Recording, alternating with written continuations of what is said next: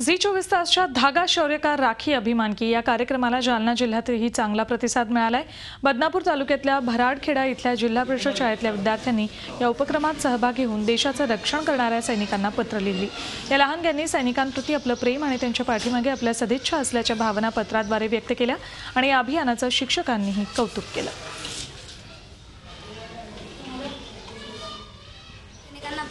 पत्र लिहिलं आणि त्या पत्रामधून मी सैनिकांचा माझ्याशी किती आदर आहे हे मी त्या पत्रातून लिहिलं। ते जर आज तिथे आपलं रक्षण जर त्यांनी केलं नसतं तर मी आज इथे आपल्यासमोर नसतो।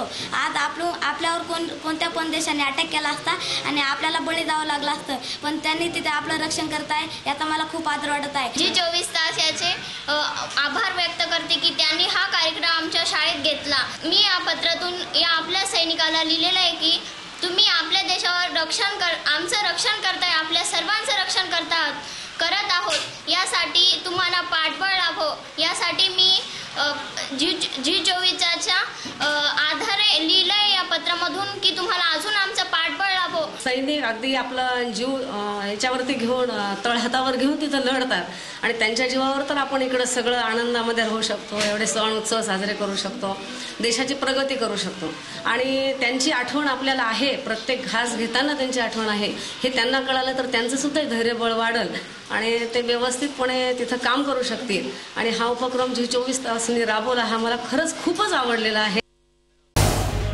झी 24 तास रहा एक पाऊल पुढे।